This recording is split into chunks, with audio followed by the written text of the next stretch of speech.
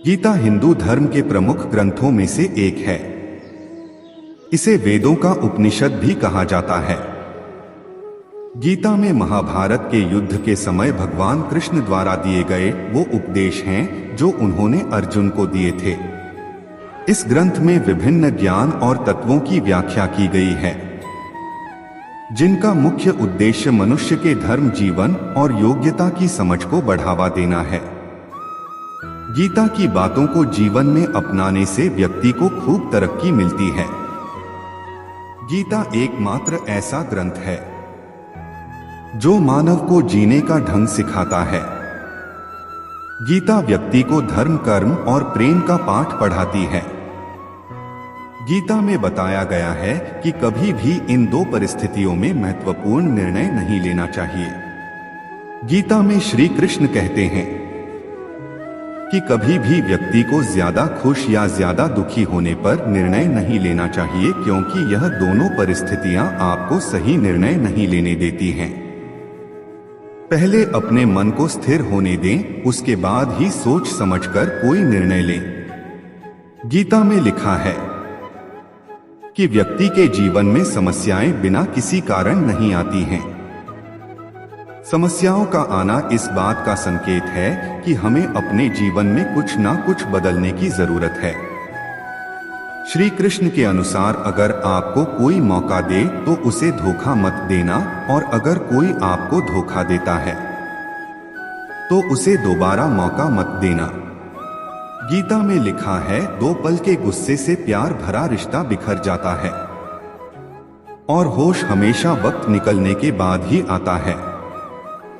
गीता के अनुसार किसी भी व्यक्ति को सिर्फ दिखावे के लिए अच्छा नहीं बनना चाहिए, क्योंकि भगवान आपको बाहर से नहीं बल्कि भीतर से भी जानता है। श्री कृष्ण कहते हैं कि अगर आप क्रोध के समय थोड़ा सा धैर्य रख लें, क्रोध के समय खुद पर संयम रखना सीखना चाहिए। गीता में श्री कृष्ण ने कहा है कि हार और जीत हमारी सोच पर निर्भर है। मान लिया तो हार, और अगर ठान लिया तो जीत है। भगवद गीता में भगवान श्री कृष्ण कहते हैं, मन का बेचैन होना उसका स्वभाव है।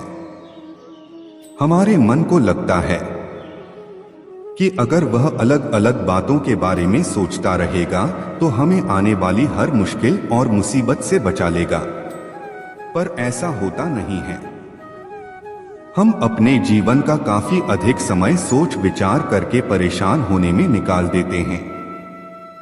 भगवान श्री कृष्ण कहते हैं कि मन का यह स्वभाव बदलना मुश्किल जरूर है, असंभव नहीं। भगवान श्री कृष्ण हमें हमारे मन को शांत और स्थिर करने के लिए 2 उपाय देते हैं। पहला, ध्यान लगाना या मेडिटेट करना। दूसरा, वैराग्य भाव सीखना। अब ध्यान या मेडिटेशन शब्द सुनते ही आप में से कई लोग कहेंगे कि आप आंख बंद कर सांसें अंदर बाहर नहीं ले सकते। यहां हम सब गलती कर बैठते हैं। मेडिटेशन या ध्यान का मतलब सिर्फ आंख बंद कर बैठना नहीं होता। मेडिटेशन का मतलब होता है अपना पूरा ध्यान किसी चीज पर लगाना और उसे हटने नहीं देना। अगर आप रोटी बना रहे हैं तो सिर्फ उस बात पर ध्यान दीजिए। अगर आप पिक्चर देख रहे हैं तो अपना पूरा ध्यान पिक्चर पर लगाएं। यह मत सोचिए कि पिक्चर देखकर आप अपना कितना वक्त बर्बाद कर रहे हैं। जब आप जीवन के हर छोटे बड़े काम को पूरे ध्यान से करते हैं तो आपका जीवन ही एक मेडिटेशन बन जाता है। ऐसे जीवन में शांति, स्थिरता, साहस और सफलता का होना अनिवार्य है। वैराग्य भाव दूसरा उपाय। वैराग्य का अर्थ यह नहीं कि आप सब कुछ छोड़कर जंगल में जाकर बैठ जाएं। वैराग्य का सच्चा अर्थ है कि आप जो काम कर रहे हैं उसका क्या नतीजा या रिजल्ट निकलेगा उसकी चिंता ना करें। जैसे अगर आपने कोई इंटरव्यू दिया, आप यह कर सकते हैं कि पूरे मन से तैयारी करें और अपना बेस्ट देकर आ जाएं। वह नौकरी मिलना या ना मिलना आपके हाथ में नहीं है। इस नतीजे के पीछे अलग अलग चीजें हैं। जो आपके बिल्कुल कंट्रोल में नहीं। तो जिस चीज के बारे में आप कुछ कर नहीं सकते उसके बारे में चिंता भी ना करें। यही वैराग्य का सच्चा मतलब होता है। और यही है भगवान श्री कृष्ण का दूसरा उपाय मन को चिंता की लपटों से बचाने का। पूरा वीडियो देखने के लिए दिल की गहराई से शुक्रिया, धन्यवाद।